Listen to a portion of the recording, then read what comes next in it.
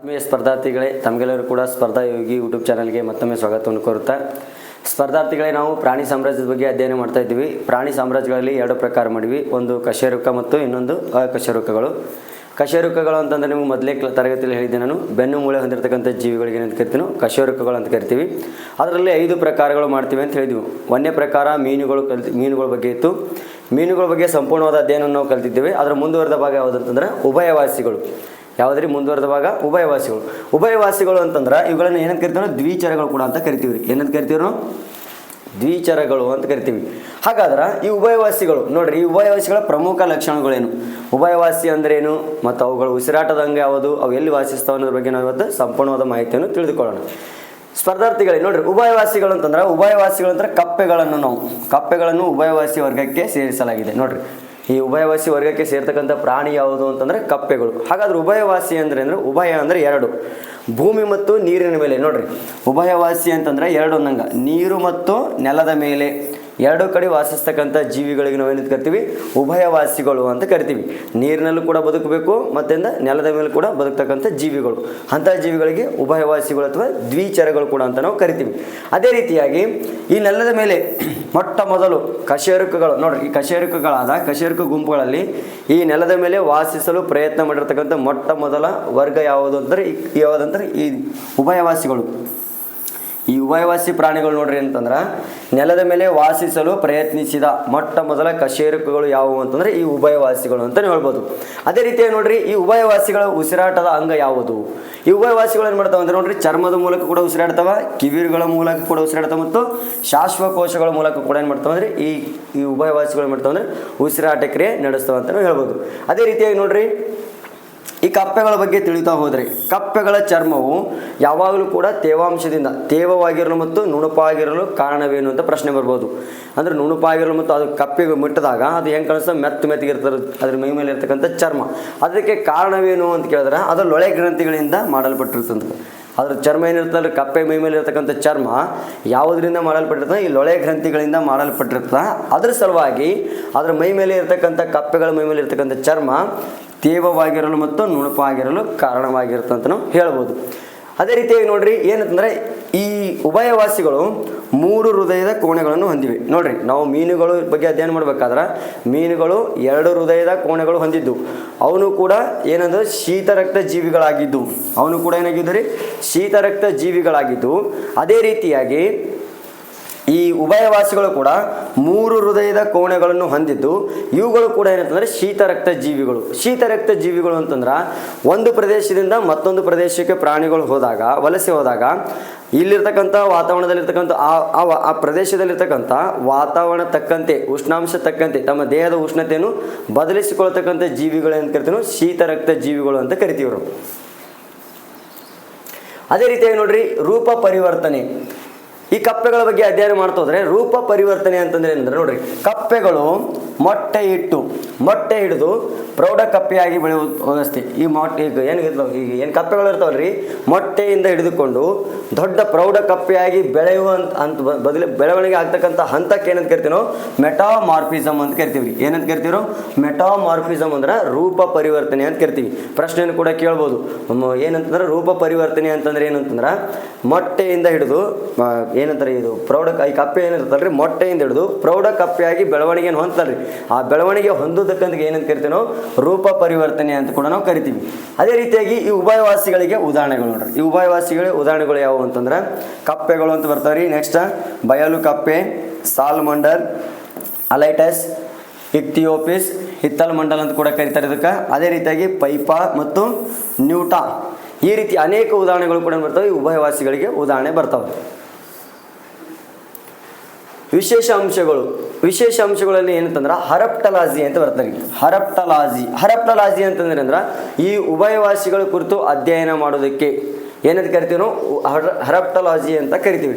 ಅದೇ ರೀತಿಯಾಗಿ ನೋಡ್ರಿ, ಹೈಬರ್ನೇಷನ್, ಶಿಶಿರ ನಿದ್ರೆ ಅಂತ ಬರ್ತಾರೆ. ಏನು ಈ ಶಿಶಿರ ನಿದ್ರೆ ಅಂತಂದ್ರೆ ಈ ಕಪ್ಪೆಗಳು ಏನು ಮಾಡ್ತಾವೆ ಅಂದ್ರೆ ನಮ್ಮ ಈ ಕಾಲಗಳಲ್ಲಿ ಮಳೆಗಾಲ, ಚಳಿಗಾಲ ಮತ್ತು ಬೇಸಿಗೆಗಾಲ ಅಂತ ಬರ್ತಾವೆ.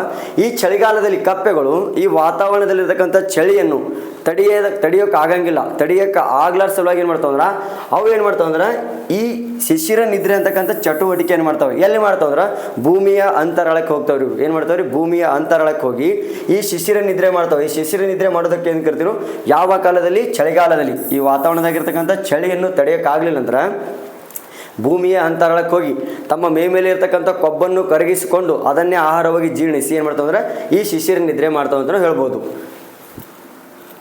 ಅದೇ ರೀತಿಯಾಗಿ ಈ ಕಪ್ಪೆಗಳು ಬೇಸಿಗೆಯಲ್ಲಿನ ಚಟುವಟಿಕೆಗಳು.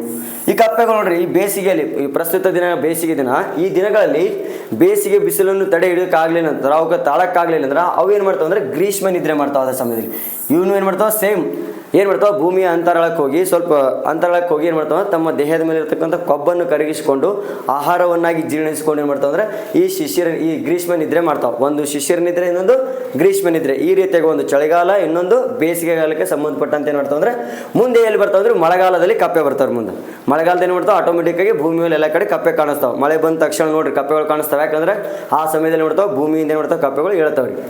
ಈ ರೀತಿಯನ್ನು ಎರಡು ರೀತಿಯಾದ ನಿದ್ರೆಗಳನ್ನು ಮಾಡ್ತಾವೆ ಅಂತ ಹೇಳ್ಬೋದು. ಅದೇ ರೀತಿಯಾಗಿ ನೋಡ್ರಿ, ಕಪ್ಪೆಗಳು ಮಳೆಗಾಲದಲ್ಲಿ ಒಟರುಗೂಡಲು ಕಾರಣವೇನು? ನೋಡ್ರಿ, ಮಳೆ ಬಂದ ತಕ್ಷಣ ಮರುದಿವ್ಸ ಏನಾಗ್ತವೆ ಅಂದ್ರೆ ಕಪ್ಪೆಗಳು ಒಟರುಗೂಡ್ತಾವ್ರಿ, ಒದರ್ತಾ ಇರ್ತಾವೆ. ಒಟರುಗೂಡಲು ಕಾರಣವೇನಂತಂದ್ರೆ ಅವು ಏನು ಮಾಡ್ತಾವಂದ್ರೆ ಆ ಒಟರುಗೂಡ್ತಕ್ಕಂಥ ಕಪ್ಪೆಗಳು ಯಾವ ಅಂತಂದ್ರೆ ತಮ್ಮ ಮಿಲನಕ್ಕಾಗಿ ಸಂಗಾತಿಯನ್ನು ಆಕರ್ಷಿಸುವ ಸಲುವಾಗಿ ಗಂಡು ಕಪ್ಪೆ ಏನು ಮಾಡ್ತಾವೆ ಅಂದ್ರೆ ಒಟರುಗೂಡುತ್ತಿರೋದು. ಅಂದ್ರೆ ಹೆಣ್ಣು ಕಪ್ಪೆಯನ್ನು ಕರಿತಾ ಇರ್ತದೆ, ತಮ್ಮ ಏನು ಸಂತತಿಯನ್ನು ಬೆಳೆಸೋ ಸಲುವಾಗಿ ಈ ಗಂಡು ಕಪ್ಪೆ ಏನು ಮಾಡ್ತಂದ್ರೆ ಒಟರುಗೂಡುತ್ತದೆ. ಅವಾಗ ಏನು ಮಾಡ್ತದೆ, ಹೆಣ್ಣು ಕಪ್ಪೆ ಬಂದಾಗ ಅವು ಎರಡರ ನಡುವೆ ಏನಾಗ್ತಂದ್ರೆ ಸಂಪರ್ಕ ಹೊಂದೇನಾಗ್ತದೆ, ತಮ್ಮ ಸಂತಾನೋತ್ಪತ್ತಿಯನ್ನು ಬೆಳವಣಿಗೆ ಮಾಡೋ ಸಲುವಾಗಿ ಏನು ಮಾಡ್ತದೆ ಅಂದರೆ ಈ ಕಪ್ಪೆಗಳು ಏನು ಮಾಡ್ತಾವೆ ಮಳೆಗಾಲದಲ್ಲಿ ಒಟರುಗೂಡ್ತಾವ ಅಂತ ಹೇಳ್ಬೋದು. ಅದೇ ರೀತಿಯಾಗಿ ನೋಡ್ರಿ, ಇಕ್ತಿಯೋಪಿಸ್ ಅಂತ ಬರ್ತಾರೆ. ಇಕ್ತಿಯೋಪಿಸ್ ಅನ್ನು ಕಾಲುಗಳು ಇಲ್ಲದ ಉಭಯವಾಸಿ ಅಂತ ಕರಿತೀವಿ. ಪ್ರಮುಖವಾದ ಅಂಶಗಳಲ್ಲಿ ನೋಡ್ರಿ ಇಕ್ತಿಯೋಪಿಸ್. ಈ ಇಕ್ತಿಯೋಪಿಸ್ ಏನದಲ್ರಿ, ಇದೊಂದು ಉಭಯವಾಸಿಗೆ ಉದಾಹರಣೆ.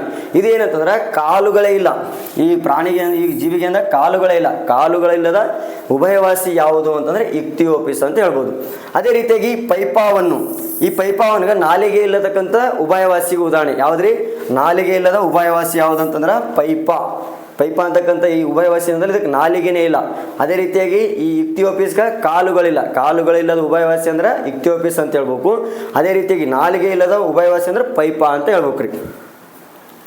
ಅದೇ ರೀತಿಯಾಗಿ ನೋಡ್ರಿ, ಈ ಅಲೈಟಸ್ ಅಂತಕ್ಕಂಥ ಕಪ್ಪೆಯನ್ನು ಸೂಲಗಿತ್ತಿ ಕಪ್ಪೆ ಅಂತ ಕರೀತಾರೆ. ಯಾವ ಕಪ್ಪೆ ಇದು, ಸೂಲಗಿತ್ತಿ ಕಪ್ಪೆ ಎನ್ನುವರು. ಯಾಕಂದ್ರೆ ಪ್ರಪಂಚದಲ್ಲಿ ಈ ಅಲೈಟಸ್ ಕಪ್ಪೆಯನ್ನು ಇದೇನು ಮಾಡ್ತಂದ್ರೆ ಹೆರಿಗೆಗಳನ್ನು ಮಾಡ್ತಂತ ತಿಳ್ಕೊಂಡು ಇದರಲ್ಲಿ ಏನು ಮಾಡ್ತಂದ್ರೆ ಈ ಅಲೈಟಸ್ ತಕ್ಕಂಥ ಕಪ್ಪೆಗೆ ಏನಂತಾರೆ ಸೂಲಗಿತ್ತಿ ಕಪ್ಪೆ ಅಂತ ಕರೀತಾರೆ. ಅದೇ ರೀತಿಯಾಗಿ ನೋಡ್ರಿ, ಪ್ರಪಂಚದಲ್ಲಿ ಅತ್ಯಂತ ಚಿಕ್ಕದಾದ ಉಭಯವಾಸಿ ಯಾವುದು? ಅತ್ಯಂತ ಚಿಕ್ಕದಾದ ಉಭಯವಾಸಿ ಯಾವುದಂದ್ರೆ ಎಲಿದ್ರಿಯೋಸ್ ಕ್ಯುವಿಲನ್ ಅಂತ ಬರ್ತಾರೆ. ಯಾವುದ್ರಿ, ಎಲಿದ್ರಿಯೋದ್ ಕ್ಯುವಿಲನ್ ಅಂತ ಬರ್ತದೆ. ಇದೇನು ಪ್ರಪಂಚದಲ್ಲಿ ಅತ್ಯಂತ ಚಿಕ್ಕದಾದ ಉಭಯವಾಸಿಗೆ ಉದಾಹರಣೆ ಅಂತ ಹೇಳ್ಬೋದು. ಅದೇ ರೀತಿಯಾಗಿ ಪ್ರಪಂಚದಲ್ಲೇ ಅತ್ಯಂತ ದೊಡ್ಡದಾದ ಉಭಯವಾಸಿ ಯಾವುದಂದ್ರೆ ಆಂಡ್ರಿಯಾನಸ್ ದಾವಿಡಿಯಾನಸ್ ಅಂತ ಬರ್ತಾವೆ ನೋಡ್ರಿ. ಆಂಡ್ರಿಯಾನಸ್ ದಾವಿಡಿಯಾನಸ್ ಅಂತಕ್ಕಂಥ ಏನು ಉಭಯವಾಸಿ ಅದರಿ ಪ್ರಪಂಚದಲ್ಲಿ ಅತ್ಯಂತ ದೊಡ್ಡದಾದ ಉಭಯವಾಸಿಗೆ ಉದಾಹರಣೆ ಅಂತ ಹೇಳ್ಬೋದು. ಅದೇ ರೀತಿಯಾಗಿ ನೋಡ್ರಿ, ಈ ಉಭಯವಾಸಿಗಳಲ್ಲಿ ಕೂಡ 26 ಕ್ರೋಮೋಜೋಮ್ಗಳು ಇರ್ತವೆ. ಎಷ್ಟಿರ್ತವೆ ರೀ, 26 ಕ್ರೋಮೋಜೋಮ್ಗಳು. ಹೆಂಗಂತಾರೆ, ಹೆಣ್ಣು ಕಪ್ಪೆಯಲ್ಲಿ 13 ಕ್ರೋಮೋಜೋಮ್ ಮತ್ತು ಗಂಡು ಕಪ್ಪೆಯಲ್ಲಿ 13 ಕ್ರೋಮೋಜೋಮ್ಗಳು ಇರ್ತವೆ. 13 ಜೊತೆ ಅಂತಲೂ ಹೇಳ್ಬೋದು. 13 ಜೊತೆ ಅಂದರೆ 26 ಕ್ರೋಮೋಜೋಮ್ಗಳು ಆಗ್ತವೆ. ಅದೇ ರೀತಿಯಾಗಿ ನೋಡ್ರಿ, ಇವಾಗ ಏನಿತ್ತು ಉಭಯವಾಸಿಗಳ ಬಗ್ಗೆ ಇತ್ತು. ನೆಕ್ಸ್ಟ್ ಮೂರನೇದು ಯಾವುದು ಅಂತಂದ್ರೆ ಕಶೇರುಕಗಳಲ್ಲಿ ಮೂರನೇದು ಸರೀಸೃಪಗಳು. ಯಾವುದ್ರಿ, ಸರೀಸೃಪಗಳು ಅಥವಾ ಉರಗ ಅಂತ ನಾವು ಕರಿತೀವಿ. ಹಾಗಾದ್ರೆ ಈ ಸರೀಸೃಪಗಳು ಏನಿಲ್ಲ ಗುಣಲಕ್ಷಣಗಳು ಏನು ಅಂತಂದ್ರೆ ಉದಾಹರಣೆಗಳು ಯಾವುವು? ಇದು ಸರೀಸೃಪಗಳಿಗೆ ಉದಾಹರಣೆಗಳು ಅಂತ ಹಾವುಗಳನ್ನು ಪ್ರಸಿದ್ಧವಾದ ಉದಾಹರಣೆ. ನೋಡ್ರಿ, ಈ ಹಾವುಗಳ ಬಗ್ಗೆ ತಿಳೋಣ. ಹಾವುಗಳನ್ನು ಸರೀಸೃಪ ಎಂಬ ವರ್ಗಕ್ಕೆ ಸೇರಿಸಲಾಗಿದೆ. ನೋಡ್ರಿ, ಮೀನುಗಳನ್ನು ಫೈಸಿಸ್ ಅಂತ ವರ್ಗಕ್ಕೆ ಸೇರಿಸಿವಿ. ಅದೇ ರೀತಿಯಾಗಿ ಕಪ್ಪೆಗಳು ಉಭಯವಾಸಿಗಳಿಗೆ ಸೇರಿಸಿವಿ. ಈ ಹಾವುಗಳು ಸರೀಸೃಪಗಳ ವರ್ಗಕ್ಕೆ ಸೇರಿಸಲಾಗಿದೆ ಅಂತ ಹೇಳ್ಬೋದು. ಸರೀಸೃಪಗಳು ಎಂದರೆ, ಸರೀಸೃಪ ಅಂದ್ರೇನು, ತೆವಳುವ ಮತ್ತು ಹರಿದಾಡುವ ಏನು ಜೀವಿಗಳಿಗೆ ಏನಂತ ಕರಿತೀವಿ ನಾವು ಸರೀಸೃಪಗಳು ಅಂತ ಕರಿತೀವಿ. ತೆವಳುವ ಮತ್ತು ಹರಿದಾಡುವ ಅಂದ್ರೆ ಹಾವು ಹಿಂಗೆ ಹರಿದಾಡ್ತದಲ್ರಿ, ಇಂತಹ ಜೀವಿಗಳಿಗೆ ಏನಂತ ಕರಿತೀವಿ ನಾವು ಸರೀಸೃಪಗಳು ಅಂತ ಕರಿತೀವಿ. ಅದೇ ರೀತಿಯಾಗಿ ಇವುಗಳ ದೇಹದ ಬಣ್ಣ ರಚನೆಯನ್ನು ಹೊಂದಿದ್ದು ಹುರುಪೆಗಳನ್ನು ಹೊಂದಿರುತ್ತವೆ. ನೋಡ್ರಿ, ಈ ಹಾವುಗಳು ದೇಹದ ಮೇಲೆ ಮಾಡಿರ್ತಾವೆ ಹುರುಪೆಗಳನ್ನು, ಅಂದ್ರೆ ಗಾಲಿಗಳಿಗೆ ಇರ್ತಕ್ಕಂಥ ಹುರುಪೆಗಳನ್ನು ಹೊಂದಿರ್ತವೆ. ಅದೇ ರೀತಿಯಾಗಿ ನೋಡ್ರಿ, ಇವುಗಳು ಕೂಡ ಈ ಸರೀಸೃಪಗಳು ಕೂಡ ಏನು ಮಾಡ್ತಾವೆ ಅಂದ್ರೆ ಶ್ವಾಸಕೋಶಗಳ ಮೂಲಕ ಏನು ಮಾಡ್ತಾವೆ ಉಸಿರಾಟವನ್ನು ಮಾಡ್ತಾವೆ ಅಂತ ಹೇಳ್ಬೋದು. ನೋಡ್ರಿ ಅಲ್ಲಿ ಮೀನುಗಳು ಎದ್ರ ಬಗ್ಗೆ ಉಸಿರಾಟ ಮಾಡ್ತೀವಿ ರೀ, ಕಿವಿರುಗಳ ಮೂಲಕ ಉಸಿರಾಟ ಮಾಡ್ತೀವಿ. ಈಗ ಆಮೇಲೆ ನೆಕ್ಸ್ಟ್ ಉಭಯವಾಸಿಗಳು, ಉದಾಹರಣೆಗೆ ಕಪ್ಪೆ ಚರ್ಮದ ಮೂಲಕ, ಶ್ವಾಸಕೋಶದ ಮೂಲಕ ಮತ್ತು ಕಿವಿರುಗಳ ಮೂಲಕ ಉಸಿರಾಟ ಮಾಡ್ತಿತ್ತು. ಅದೇ ರೀತಿಯಾಗಿ ಈ ಸರೀಸೃಪಗಳು ಕೂಡ ಏನು ಮಾಡ್ತಾವೆ ಅಂತಂದ್ರೆ ಈ ಶ್ವಾಸಕೋಶಗಳ ಮೂಲಕ ಉಸಿರಾಟ ಕ್ರಿಯೆ ನಡೆಸ್ತಾವೆ ಅಂತ ನಾವು ಹೇಳ್ಬೋದು. ನೆಕ್ಸ್ಟ್ ನೋಡ್ರಿ, ಈ ಏನವಲ್ರಿ ಸರೀಸೃಪಗಳು ಕೂಡ ಇವು ಕೂಡ ಶೀತರಕ್ತ ಜೀವಿಗಳಾಗಿದ್ದು ಇವುಗಳು ಕೂಡ ಅಂಡಾಜಗಳಾಗಿವೆ. ಅಂಡಾಜಗಳು ಅಂತಂದ್ರೆ ಮೊಟ್ಟೆ ಇಡುವ ಜೀವಿಗಳು, ಮೊಟ್ಟೆ ಇಟ್ಟು ಮರಿಯನ್ನು ಮಾಡ್ತಕ್ಕಂಥ ಜೀವಿಗಳಿಗೆ ಏನು ಕರಿತೀವಿ ನಾವು ಅಂಡಾಜಗಳು ಅಂತ ಕರಿತೀವಿ. ನೋಡ್ರಿ ಇವುಗಳು ಕೂಡ 3 ಹೃದಯದ ಕೋಣೆಯನ್ನು ಹೊಂದಿರತಕ್ಕಂಥವು. ಇವನು ಕೂಡ ಎಷ್ಟು ಹೃದಯದ ಕೋಣೆಗಳು ಹೊಂದಿವ್ರಿ? ಸರೀಸೃಪಗಳು ಕೂಡ 3 ಹೃದಯದ ಕೋಣೆಯನ್ನು ಹೊಂದಿವೆ ಅಂತ ಹೇಳ್ಬೋದು. ಆದ್ರೆ ಈ ಸರೀಸೃಪಗಳಲ್ಲಿ ಮೊಸಳೆ ಏನದಲ್ರಿ, ಮೊಸಳೆ ಮಾತ್ರ 4 ಹೃದಯದ ಕೋಣೆ ಮಾತ್ರ ಹೊಂದಿರ್ತಾವೆ ನೋಡ್ರಿ. ಇದು ಬಹಳಷ್ಟು ಪ್ರಮುಖವಾಗಿರ್ತಕ್ಕಂಥ ಕ್ವಶನ್. ಇದು ಕೇಳ್ತಾನೆ, ಪ್ರಶ್ನೆ ಕೇಳ್ಬೋದು. ಸರೀಸೃಪಗಳು ಎಲ್ಲನೂ ಕೂಡ 3 ಹೃದಯದ ಕೋಣೆಯನ್ನು ಹೊಂದಿದ್ರ, ಆದ್ರೆ ಅದರಲ್ಲಿ ಈ ಮೊಸಳೆ ಏನು ಮಾಡ್ತಂದ್ರೆ 4 ಹೃದಯದ ಕೋಣೆಯನ್ನು ಹೊಂದಿರತಕ್ಕಂಥ ಪ್ರಾಣಿ ಅಂತ ನಾವು ಹೇಳ್ಬೋದು. ಅದೇ ರೀತಿಯಾಗಿ ಈ ಸರೀಸೃಪಗಳಿಗೆ ಉದಾಹರಣೆಗಳು ನೋಡ್ರಿ, ಆಮೆಗಳು, ಆಮೇಲೆ ಮೊಸಳೆಗಳು, ಇವೆಲ್ಲ ಏನಾಗ್ತಾವೆ ಅಂದರೆ ಈ ಸರೀಸೃಪಗಳಿಗೆ ಉದಾಹರಣೆಗಳಾಗ್ತಾವೆ. ಹಲ್ಲಿಗಳಲ್ಲಿ ನೋಡ್ರಿ, ಹಲ್ಲಿಗಳಲ್ಲಿ ಓತಿಕೇಟ, ಕೆಲೋಟಿಸ್ ಅಂತ ಬರ್ತದೆ ಮತ್ತು ವರ್ನಸ್ ಅಂತ ಬರ್ತದೆ ಮತ್ತು ಡ್ರ್ಯಾಕೋ. ಈ ಹಲ್ಲಿಗಳಲ್ಲಿ ವಿಧಗಳು. ಒಂದನೇದು ಓತಿಕೇಟ, ಕೆಲೋಟಿಸ್ ಮತ್ತು ವರ್ನಸ್ ಮತ್ತು ಡ್ರ್ಯಾಕೋ ಅಂತಕ್ಕಂಥ ಈ ಹಲ್ಲಿಗಳಲ್ಲಿ ವಿಧಗಳು. ನೆಕ್ಸ್ಟ್ ನೋಡ್ರಿ, ಹಾವುಗಳಲ್ಲಿ ನಾಗರ ಹಾವು, ಹೆಬ್ಬ ಹಾವು ಮತ್ತು ಕಾಳಿಂಗ ಸರ್ಪ ಅಂತಕ್ಕಂಥ ಇವೆಲ್ಲ ಏನಂದ್ರೆ ಸರೀಸೃಪಗಳಿಗೆ ಉದಾಹರಣೆಗಳಾಗ್ತಕ್ಕಂಥ ಜೀವಿಗಳು ಇವೆಲ್ಲನೂ ಕೂಡ. ಅದೇ ರೀತಿಯಾಗಿ ನೋಡ್ರಿ, ವಿಶೇಷವಾದ ಅಂಶಗಳ ಬಗ್ಗೆ ಏನಂತಂದ್ರೆ ನೋಡ್ರಿ, ಈ ಸರೀಸೃಪಗಳ ಬಗ್ಗೆ ಕುರಿತು ಅಧ್ಯಯನ ಮಾಡೋದಕ್ಕೆ ಏನಂತ ಕರಿತೀವಿ ನಾವು ಹರ್ಪೆಂಟಾಲಜಿ ಅಂತ ಕರಿತೀವಿ. ಏನಂತ ಕರಿತೀವಿ ನಾವು ಹರ್ಪೆಂಟಾಲಜಿ ಅಂತ ಕರಿತೀವಿ. ಸರೀಸೃಪಗಳ ಕುರಿತು ಅಧ್ಯಯನ ಮಾಡೋದಕ್ಕೆ ಹರ್ಪೆಂಟಾಲಜಿ ಅಂತ ಕರಿತೀವಿ. ಅದೇ ರೀತಿಯಾಗಿ ನೋಡ್ರಿ, ಈ ಇದರಲ್ಲಿ ಪ್ರಮುಖವಾಗಿ ಅಂದ್ರೆ ಗೋಸುಂಬೆ ಬಗ್ಗೆ ನೋಡ್ಬೇಕು ನಾವು. ಗೋಸುಂಬೆ ಅಂದ್ರೆ ಊಸರವಳ್ಳಿ ಅಂತ ಕರಿತೀವಿ. ಇದನ್ನು ಕೂಡ ಸರೀಸೃಪಗಳಿಗೆ ಉದಾಹರಣೆ. ಈ ಊಸರವಳ್ಳಿ ಏನು ಮಾಡ್ತದೆ ಅಂತ ನೋಡ್ರಿ, ಈ ಊಸರವಳ್ಳಿ ಇದೇನದಲ್ರಿ, ಇದು ತನ್ನ ಪ್ರಕೃತಿಯಲ್ಲಿ ದಿನನಿತ್ಯ ಜೀವನದಲ್ಲಿ ತನ್ನ ಬಣ್ಣಗಳನ್ನು ಬದಲಾಯಿಸ್ತಾ ಇರ್ತದೆ ನೋಡ್ರಿ. ಅಂತಂದ್ರೆ ಏಕಕಾಲದಲ್ಲಿ ತನ್ನ ದೇಹದ ಬಣ್ಣವನ್ನು ಬದಲಾಯಿಸುವ ಸರೀಸೃಪವಾಗಿದೆ. ನೋಡ್ರಿ, ತನ್ನ ಏಕಕಾಲದಲ್ಲಿ ಏನು ಮಾಡ್ತಂದ್ರೆ ಬಣ್ಣವನ್ನು ಬದಲಾಯಿಸ್ತಕ್ಕಂಥ ಸರೀಸೃಪ ಯಾವುದಂದ್ರೆ ಈ ಊಸರವಳ್ಳಿ ಅಂತಲೂ ಹೇಳ್ಬೋದು. ಅದೇ ರೀತಿಯಾಗಿ ನೋಡ್ರಿ, ತನ್ನ ದೇಹದ ಬಣ್ಣವನ್ನು ಬದಲಾವಣೆ ಮಾಡಿಕೊಳ್ಳುವಲ್ಲಿ ಖ್ಯಾತಿ ಪಡೆದ ಸರೀಸೃಪವಾಗಿದೆ. 7 ಬಣ್ಣಗಳನ್ನು ಹೊಂದಿರತಕ್ಕಂಥ ಜೀವಿ ಇದು ಲೂಸಿಫೆರಿನ್. ಇದು ಹೇಗೆ, ಇದು ಪ್ರಶ್ನೆ ಕೇಳ್ಬೋದು. ಈ ಜೀವಿ ತನ್ನ ದೇಹದಲ್ಲಿ ಯಾಕೆ ಬಣ್ಣವನ್ನು ಬದಲಾಯಿಸ್ಕೋತಂದ್ರೆ ಆ ಜೀವಿಯ ದೇಹದಲ್ಲಿ ಈ ಲೂಸಿಫೆರಿನ್ ಅಂತಕ್ಕಂಥ ದ್ರವ ಕಂಡು ಬರ್ತಾ. ಈ ಲೂಸಿಫೆರಿನ್ ಅಂತಕ್ಕಂಥ ದ್ರವ ಏನು ಮಾಡ್ತಂದ್ರೆ ಆ ಜೀವಿಯ ದೇಹದ ಬಣ್ಣವನ್ನು ಬೇಗನೆ ಬದಲಾವಣೆ ಮಾಡಿಕೊಡ್ತಾ. ಈಗ ಉದಾಹರಣೆಗೆ ಈ ಪರಿಸರ ಹಚ್ಚ ಹಸಿರಾಗಿತ್ತಂದ್ರೆ ಅಲ್ಲಿ ಅದು ಯಾವುದೇ ಜೀವಿಗಳಿಂದ ರಕ್ಷಣೆ ಪಡೆಯೋ ಸಲುವಾಗಿ ಏನು ಮಾಡ್ತಂದ್ರೆ ಹಸಿರು ಬಣ್ಣದ ತನ್ನ ದೇಹವನ್ನು ಮಾರ್ಪಡಿಸ್ಕೊಳುತ್ತೆ. ಆ ಹಸಿರು ಬಣ್ಣದ ದೇಹವನ್ನು ಮಾರ್ಪಡಿಸಿಕೊಳ್ಳಲು ಅದರಲ್ಲಿರ್ತಕ್ಕಂಥ ದ್ರವ ಯಾವುದಂತಂದ್ರೆ ಲೂಸಿಫೆರಿನ್. ಈ ಲೂಸಿಫೆರಿನ್ ಅಂತಕ್ಕಂಥ ದ್ರವ ಇದು ಇರ್ತದಂತ ಏನು ಮಾಡ್ತಂದ್ರೆ ಅದು ತನ್ನ ದೇಹದ ಬಣ್ಣವನ್ನು ಬದಲಾಯಿಸ್ಕೊಳ್ತಾ ಇರ್ತಾರೆ. ಅದೇ ರೀತಿಯಾಗಿ ನೋಡ್ರಿ, ಡೈನಾಸರ್ ಕೂಡ ಒಂದು ಏನಂತಂದ್ರೆ ಸರೀಸೃಪಕ್ಕೆ ಉದಾಹರಣೆವಾಗಿದೆ ಅಂತ ಹೇಳ್ಬೋದು ನಾವು.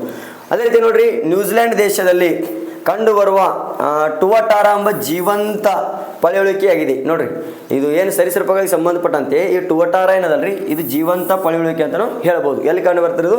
ನ್ಯೂಜಿಲೆಂಡ್ ದೇಶದಲ್ಲಿ ಕಂಡು ಬರ್ತದೆ ಅಂತ ಕೂಡ ನಾವು ಹೇಳ್ಬೋದು. ಅದೇ ರೀತಿಯಾಗಿ ಆರ್ಕಿಯೋಪ್ಟೆರಿಕ್ಸ್ ನೋಡ್ರಿ, ಆರ್ಕಿಯೋಪ್ಟೆರಿಕ್ಸ್ ಬಗ್ಗೆ ನಾವು ತಿಳ್ಕೊಬೇಕಾದ್ರೆ ಇದೊಂದು ಪ್ರಾಚೀನ ಕಾಲದ ಪಳೆಯುಳಿಕೆ ಪಕ್ಷಿಯಾಗಿದ್ದು, ಇದೊಂದೇನ್ರಿ ಪ್ರಾಚೀನ ಕಾಲದ ಪಳೆಯುಳಿಕೆ ಪಕ್ಷಿಯಾಗಿದ್ದು ಇದರ ಕೊಕ್ಕಿನಲ್ಲಿ ಹಲ್ಲು ಕಂಡು ಬರುತ್ತೆ.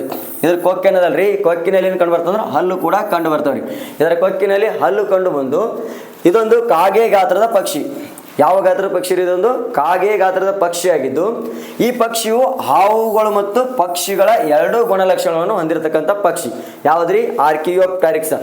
ಇದು ನೋಡ್ರಿ, ಇದು ಹಾವುಗಳ ಗುಣಲಕ್ಷಣ ಅಂದ್ರೆ ಸರೀಸೃಪಗಳ ಗುಣಲಕ್ಷಣ ಮತ್ತು ಪಕ್ಷಿಗಳ ಗುಣಲಕ್ಷಣ ಎರಡನ್ನೂ ಹೊಂದಿದ್ದು ಮತ್ತು ಅದರ ಏನದಲ್ರಿ ಇಲ್ಲಿ ಇದರ ಕೊಕ್ಕಿನಲ್ಲಿ ಹಲ್ಲುಗಳು ಕೂಡ ಕಂಡು ಬರ್ತಾವ್ರಿ. ಹಲ್ಲುಗಳು ಕೂಡ ಕಂಡು ಬರ್ತಾವ ಹೊಂದಿರೋದ್ರಿಂದ ಇದಕ್ಕೆ ಸರೀಸೃಪಗಳ ಮತ್ತು ಪಕ್ಷಿಗಳ ನಡುವಿನ ಕೊಂಡಿ ಅಂತ ಕರೀತಾರೆ. ಪ್ರಶ್ನೆ ಕೇಳ್ಬೋದು, ಸರೀಸೃಪ ಮತ್ತು ಪಕ್ಷಿಗಳ ನಡುವಿನ ಕೊಂಡಿ ಅಂತ ಯಾವ ಪಕ್ಷಿ ಕರೀತಾರೆ ಅಂದ್ರೆ ಆರ್ಕಿಯೋಪ್ಟೆರಿಕ್ಸ್ ಏನು ಕರೀತಾರೆ? ಸರೀಸೃಪ ಮತ್ತು ಪಕ್ಷಿಗಳ ನಡುವಿನ ಕೊಂಡಿ ಅಂತ ಕೂಡ ಕರೀತಾರೆ. ಅದೇ ರೀತಿಯಾಗಿ ನೋಡ್ರಿ, ಈ ಡೈನೋಸಾರ್ ಬಂತು ಆರ್ಕಿಯೋಪ್ಟೆರಿಕ್ಸ್ ಬಗ್ಗೆ ಸುಮಾರು 250 ಮಿಲಿಯನ್ ವರ್ಷಗಳ ಹಿಂದೆ, ಸುಮಾರು ಎಷ್ಟ್ರಿ 250 ಮಿಲಿಯನ್ ವರ್ಷಗಳ ಹಿಂದೆ ಏನಂದ್ರೆ ಜುರಾಸ್ಟಿಕ್ ಯುಗದಲ್ಲಿ, ಇವು ಯಾವ ಯುಗದಲ್ಲಿ ಕಂಡು ಬಂದವು? ಜುರಾಸ್ಟಿಕ್ ಯುಗದಲ್ಲಿ ಕಂಡು ಬಂದವು. ಮಾನವನ ಉಗಮಕ್ಕಿಂತಲೂ ಮುಂಚೆ ಭೂಮಿಯ ಮೇಲೆ ಕಂಡುಕೊಂಡಿರ್ತಕ್ಕಂಥ ಪಳಿಯುಳಿಕೆಗಳು ಕೂಡ ಇವು ಯಾವುವು ಅಂದರೆ ಈ ಡೈನೋಸಾರ್ ಮತ್ತು ಆರ್ಕಿಯೋಪ್ಟೆರಿಕ್ಸ್ ಆಗ್ಯಾವ ಅಂತ ನಾವು ಹೇಳ್ಬೋದು. ನೆಕ್ಸ್ಟ್ ವಿಶೇಷವಾದ ಅಂಶಗಳು ಏನಂತಂದ್ರೆ ನೋಡಿ, ಇದರಲ್ಲಿ ಪ್ಯಾಲೆಂಟಾಲಜಿ ಅಂತಂದ್ರೆ ಈ ಪಳಿಯುಳಿಕೆಗಳ ಕುರಿತು ಅಧ್ಯಯನ ಮಾಡೋದಕ್ಕೆ ಏನಂತ ಕರಿತೀವಿ ನಾವು? ಪ್ಯಾಲೆಂಟಾಲಜಿ ಅಂತ ಕರಿತೀವಿ. ಅದೇ ರೀತಿಯಾಗಿ ಪಳಿಯುಳಿಕೆಗಳು ಅಂದ್ರೆ ಏನು? ಭೂಮಿಯಲ್ಲಿ ಹುದಿಗೋದ ಸಸ್ಯ ಮತ್ತು ಪ್ರಾಣಿಗಳ ಅವಶೇಷಗಳು. ಬಹಳ ವರ್ಷಗಳ ಹಿಂದೆ ಈ ಭೂಮಿ ಒಳಗಿನ ಹುದಿಗೋಗಿರ್ತಕ್ಕಂಥ ಅವಶೇಷಗಳ ಬಗ್ಗೆ ಕುರಿತು ಅಧ್ಯಯನ ಮಾಡೋದಕ್ಕೆ ಏನಂತ ಕರಿತೀವಿ ನಾವು? ಪ್ಯಾಲೆಂಟಾಲಜಿ ಅಂತ ಕರಿತೀವಿ. ಅದಕ್ಕೆ ಪಳಿಯುಳಿಕೆಗಳು ಅಂತ ಕರಿತೀವಿ. ನೆಕ್ಸ್ಟ್ ನೋಡ್ರಿ, ಇವುಗಳ ವಯಸ್ಸು ಪತ್ತೆ ಹಚ್ಚಲು ಈ ನೋಡ್ರಿ, ಉದಾಹರಣೆಗೆ ಈ ಭೂಮಿ ಒಳಗೆ ಯಾವುದೋ ಒಂದು ವಸ್ತು ಸಿಕ್ಕಿತ್ತಂದ್ರೆ ಆ ವಸ್ತು ಎಷ್ಟು ವರ್ಷದ ಹಿಂದಿಂದು, ಅದರ ವಯಸ್ಸು ಎಷ್ಟು ಅಂತ ಕಂಡುಹಿಡಿಬೇಕಾದ್ರೆ ನಾವು ಏನು ಬಳಸ್ತೀವಿ ಅಂದರೆ ಕಾರ್ಬನ್-14 ಬಳಸ್ತೀವಿ. ಏನು ಬಳಸ್ತೀವಿ? ಯಾವ ರಾಸಾಯನಿಕ ವಸ್ತು ಬಳಸಿದ್ರೆ ಕಾರ್ಬನ್-14 ಅಂತಕ್ಕಂಥ ಒಂದು ರಾಸಾಯನಿಕ ವಸ್ತು ಬಳಸೋದ್ರ ಮೂಲಕ ಆ ಸಿಕ್ಕಿರ್ತಕ್ಕಂಥ ವಸ್ತು ಎಷ್ಟು ವರ್ಷದ್ದು, ಎಷ್ಟು ಶತಮಾನಗಳ ಹಿಂದಿಂದು ಅಂತಕ್ಕಂಥದ್ದು ನಾವು ಅದರ ವಯಸ್ಸು ಮತ್ತು ಆಯಸ್ಸನ್ನು ಪತ್ತೆ ಹಚ್ಚಲು ಮಾಡ್ತೀವಿ, ಕಾರ್ಬನ್-14 ಬಳಸ್ತೀವಿ ಅಂತ ನಾವು ಹೇಳ್ಬೋದು. ಅದೇ ರೀತಿಯಾಗಿ ಪಳಿಯುಳಿಕೆಗಳ ನಿಖರವಾದ ವಯಸ್ಸನ್ನು ಪತ್ತೆ ಹಚ್ಚಲು ಯುರೇನಿಯಂ-235 ಬಳಸ್ತಾರೆ. ನಿಖರವಾಗಿ ಎಕ್ಸಾಕ್ಟಾಗಿ ಎಷ್ಟು ವರ್ಷದ ಹಿಂದಿನ ಅಂತ ತಿಳಿಬೇಕಾದ್ರೆ ಯುರೇನಿಯಂ-235 ಅಂತಕ್ಕಂಥ ರಾಸಾಯನಿಕ ವಸ್ತುವನ್ನು ಬಳಸ್ತೀವಿ ಅಂತ ಹೇಳ್ಬೋದು ರೀ. ಅದೇ ರೀತಿಯಾಗಿ ಹಾವುಗಳ ಬಗ್ಗೆ ವಿಶೇಷತೆಗಳು ಏನಂತಂದ್ರೆ ನೋಡ್ರಿ, ವಿಶೇಷತೆಗಳ ಬಗ್ಗೆ ಏನಂದ್ರೆ ಇದರಲ್ಲಿರುವ ವಿಷವಸ್ತು, ಈ ಹಾವಿನಲ್ಲಿರ್ತಕ್ಕಂಥ ವಿಷವಸ್ತು ಯಾವುದಂದ್ರೆ ನ್ಯೂರೋಟ್ಯಾಕ್ಸಿನ್ ಅಂತ ಬರ್ತದೆ. ಈ ಉದಾಹರಣೆಗೆ ಯಾರಿಗಾದ್ರೂ ಹಾವು ಕಡಿತಂದ್ರೆ, ಹಾವು ಕಡಿದಾಗ ಹಾವಿನಲ್ಲಿರ್ತಕ್ಕಂಥ ವಿಷವಸ್ತು ಯಾವುದು ಅಂತಂದ್ರೆ ನ್ಯೂರೋಟ್ಯಾಕ್ಸಿನ್ ಅಂತಕ್ಕಂಥ ಒಂದು ಹಾವಿನಲ್ಲಿರ್ತಕ್ಕಂಥ ವಿಷವಸ್ತು. ಇದು ಏನು ಮಾಡ್ತಂದ್ರೆ ಮಾನವನ ದೇಹದ ನರಮಂಡಲದ ಮೇಲೆ ಪರಿಣಾಮ ಬೀರುತ್ತೆ. ಫಸ್ಟ್ ಏನು ನೋಡ್ರಿ, ಒಂದ್ಸರಿ ಎಕ್ಸಾಮ್ನಲ್ಲಿ ಪ್ರಶ್ನೆ ಕೂಡ ಆಗಿತ್ತು. ಒಬ್ಬ ವ್ಯಕ್ತಿಗೆ ಹಾವು ಕಚ್ಚಿದಾಗ ಆ ವ್ಯಕ್ತಿಯ ದೇಹದಲ್ಲಿ ಮೊಟ್ಟ ಮೊದಲು ಯಾವುದರ ಮೇಲೆ ಪರಿಣಾಮ ಬೀರ್ತದೆ? ನರಮಂಡಲದ ಮೇಲೆ, ದೇಹದ ನರಮಂಡಲದ ಮೇಲೆ ಏನು ಮಾಡ್ತಾ ಪರಿಣಾಮ ಬೀರ್ತಾರೆ. ಯಾಕಂದ್ರೆ ನರಗಳ ಮೂಲಕ ಏನಾಗ್ತದೆ, ನಮ್ಮ ದೇಹ ತುಂಬ ಎಲ್ಲ ಏನಾಗ್ತದೆ, ರಕ್ತ ಸರಬರಾಜು ಆಗ್ತದೆ. ಅದ್ರ ಮೂಲಕ ಏನಾದರೂ ವಿಷ ಹೋಯ್ತಂದ್ರೆ ಮಾನವನ ಜೀವ ಹೋಗ್ತಕ್ಕಂಥ ಸಾಧ್ಯತೆ ಜಾಸ್ತಿ ಇರ್ತವೆ. ಕೇಳ್ತಾನೆ ಪ್ರಶ್ನೆ, ಈ ನ್ಯೂರೋಟ್ಯಾಕ್ಸಿನ್ ಯಾವುದ್ರಿ? ಹಾವಿನಲ್ಲಿರತಕ್ಕಂಥ ವಿಷವಸ್ತು ಯಾವುದಾದ್ರೆ ನ್ಯೂರೋಟ್ಯಾಕ್ಸಿನ್. ಇದು ಯಾವುದರ ಮೇಲೆ ಫಸ್ಟ್ ಪರಿಣಾಮ ಬೀರ್ತಂದ್ರೆ ಮಾನವನ ದೇಹದ ನರಮಂಡಲದ ಮೇಲೆ ಪರಿಣಾಮ ಬೀರುತ್ತೆ ಅಂತ ಹೇಳ್ಬೋದು.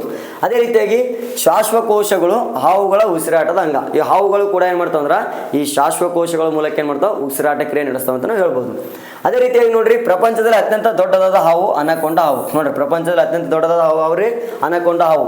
ಅನಕೊಂಡ ಹಾವೇನು ಪ್ರಪಂಚದಲ್ಲಿ ಅತ್ಯಂತ ದೊಡ್ಡದಾದ ಹಾವು ಅಂತ ಹೇಳ್ಬೋದು. ಅದೇ ರೀತಿಯಾಗಿ ಹಾವನ್ನು ಆಹಾರವಾಗಿ ತಿನ್ನುವ ಹಾವು ಯಾವುದಂದ್ರೆ ಕಾಳಿಂಗ ಸರ್ಪ. ಯಾವುದ್ರಿ? ಕಾಳಿಂಗ ಸರ್ಪ. ಈ ಕಾಳಿಂಗ ಸರ್ಪ ಏನು ಮಾಡ್ತಂದ್ರೆ ಹಾವುಗಳನ್ನೇ ತಿಂದು ಅದೇ ಹಾವನ್ನೇ ಆಹಾರವನ್ನಾಗಿ ಮಾಡ್ತಕ್ಕಂಥ ಹಾವು ಯಾವುದಂದ್ರೆ ಕಾಳಿಂಗ ಸರ್ಪ. ನೆಕ್ಸ್ಟ್ ನೋಡ್ರಿ, ಪ್ರಪಂಚದಲ್ಲಿ ಅತ್ಯಂತ ವಿಷಪೂರಿತ ಹಾವು ಯಾವುದಂದ್ರೆ ಬ್ಲ್ಯಾಕ್ ಮ್ಯಾಮಂಬ.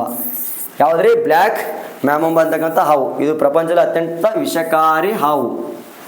ಇದೇನಾದ್ರೂ ಹಾವು ಕಸ್ತಂದ್ರೆ ಮನುಷ್ಯ ಕೇವಲ 3-4 ಸೆಕೆಂಡ್ನಲ್ಲಿ ಏನಾಗ್ತದೆ, ದೇಹ ತುಂಬ ವಿಷ ಹರಡಿ ಮನುಷ್ಯ ಸತ್ತು ಹೋಗ್ತಾನೆ ಅಂತ ಹೇಳ್ಬೋದು. ಯಾವುದ್ರಿ? ಈ ಬ್ಲ್ಯಾಕ್ ಮ್ಯಾಮಂಬ ಅಂತಕ್ಕಂಥ ಹಾವು. ಇದು ಎಲ್ಲಿ ಕಂಡು ಬರ್ತಂದ್ರೆ ಸಮಭಾಜಕ ವೃತ್ತದಲ್ಲಿ ಕಂಡು ಬರ್ತಕ್ಕಂಥ ಹಾವು. ಯಾವುದ್ರಿ? ಈ ಬ್ಲ್ಯಾಕ್ ಮ್ಯಾಮಮ್ ಅಂತಕ್ಕಂಥ ಹಾವು ಎಲ್ಲಿ ಕಂಡು ಬರ್ತಾರೆ? ಸಮಭಾಜಕ ವೃತ್ತದಲ್ಲಿ ಕಂಡು ಬರ್ತದೆ ಅಂತ ಕೂಡ ನಾವು ಹೇಳ್ಬೋದು. ನೋಡ್ರಿ, ಇಷ್ಟೆಲ್ಲ ಏನಂದ್ರೆ ಈ ಹಾವುಗಳ ಬಗ್ಗೆ ವಿಶೇಷತೆ. ಅದೇ ರೀತಿಯಾಗಿ ದಿನಾಲು ನಮ್ಮ ತರಗತಿಗಳನ್ನು ವೀಕ್ಷಿಸಿ ನಮ್ಮ ತರಗತಿಯನ್ನು ಸ್ಪರ್ಧಾಯೋಗಿ ಯೂಟ್ಯೂಬ್ ಚಾನಲ್ ಲೈಕ್ ಮಾಡಿ ಮತ್ತು ಸಬ್ಸ್ಕ್ರೈಬ್ ಮಾಡಿರಿ. ಮತ್ತು ನಮ್ಮ ತರಗತಿಗಳಲ್ಲಿ ವಿಶೇಷತೆಯಾಗಿ ಮತ್ತು ಯಾವುದಾದ್ರು ರೀತಿಯ ಕ್ಲಾಸ್ಗಳು ಬೇಕಾದ್ರೆ ನಮಗೆ ಮಾಹಿತಿ ಕೊಡಿ. ನಿಮಗೆ ಬೇಕಾಗಿರ್ತಕ್ಕಂಥ ತರಗತಿಗಳನ್ನು ನಾವು ಉಚಿತವಾಗಿ ಕೊಡ್ತೀವಿ ಅಂತ ಹೇಳುತ್ತಾ ಎಲ್ರಿಗೂ ಕೂಡ ಧನ್ಯವಾದಗಳು.